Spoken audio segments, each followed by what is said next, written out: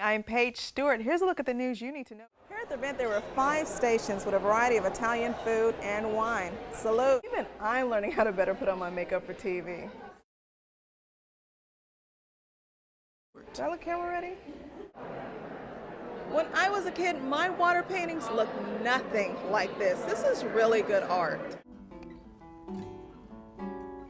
Even I'm an expert after one of these classes. Well, not quite. Nicole Boyle is a 6th grader who loves to read. But this library visit wasn't about books. This library visit, Nicole was transformed into a butterfly. We just found a picture on the internet and she wanted to do it. And then she added the swirls because at first it was just the pink and purple. Matter of fact, there were lots of butterflies at the library that day, as well as peacocks and even witches. Nicole and other urban residents were able to transform into mystical, mysterious, and even gory characters. That was all thanks to the help of Stephanie Glenn. Stephanie is a makeup artist who specializes in stage makeup. She taught the Glam and Gore stage makeup workshop at the West Irving Library. So when you're in the dressing room and you're putting your blush on, it's going to feel like you have clown cheeks a little bit, but that's okay. That means you're on the right track. In the world of film and stage, your makeup is as important as your performance. You need makeup so that you can look pretty on stage, honestly, or look the part on stage. I just start with, what are the basics of stage makeup? What kind of shows have they seen? Kind of what's their prior knowledge of makeup? Is it just what they've seen on TV, or have they seen, a stage play, or have they had to do it themselves? Not all stage makeup is pretty. Stephanie also taught that there's an ugly side to makeup. We're going to teach them how to do bruises and then how to do 3-dimensional cuts. We're going to teach them how to make fake blood, which is really fun. It's really gross, but it's really fun. It's just a lot of foodstuffs that you use to make fake blood. After a few instructions, the amateur makeup artists went to their canvases and painted. Nicole was unsure about putting her face into her sister's hands. I had to make her promise not to mess it up.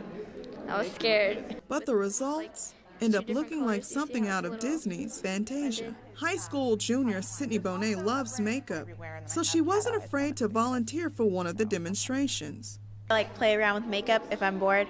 Sydney's a cheerleader and a gymnast, so wearing heavy makeup is no biggie. She came to the workshop to learn more tricks and techniques. Now when Sydney's bored, she'll have more ideas to play around with. Even I'm learning how to better put on my makeup for TV. For About Town, Paige Stewart. Is that camera ready?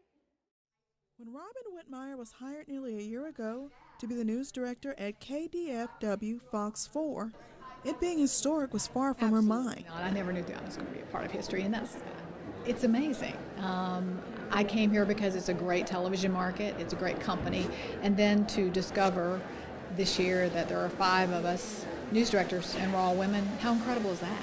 Robin is one of 5 women being honored for shattering the glass ceiling in local television. For the first time ever, all the news directors in one television market are women, and it's no small achievement. The Dallas-Fort Worth market is 5th in the country, right behind New York, Los Angeles, Chicago, and Philadelphia. Larissa Hall, KDAF CW33's news director, was also shocked by the achievement. But someone very close to her predicted this was coming. The person I replaced on this position is one of my mentors and dear friends, and he used to joke that he was the last man in a field of strong women, and I guess I didn't really think about it in those terms. To honor Robin and Larissa, along with Carolyn Mungo of WFAA ABC, Adrian Rourke of KTVT CBS, and Susan Tully of KXAS NBC, AT&T sponsored the Press Club of Dallas luncheon. It was emceed by ICTN's own Kathy Whiteman. And even though it feels great to be recognized, the women are hoping one day this goes from being monumental to the norm. I think that this is a great event, and I'm so excited to be here, and I think it's a wonderful event. But I think at the same time, it's we'll have this event, we'll be honored, and let's move on. Women, and no big deal. Women news directors, we can handle it. We're just as good as those guys. I love that this is being honored, but it is a sign of the times that it is unusual, and it should be not the case. It should be that it's not unusual for women to be in top-level jobs. And it very well could be that soon, more and more newsrooms will be run by women without any second glances.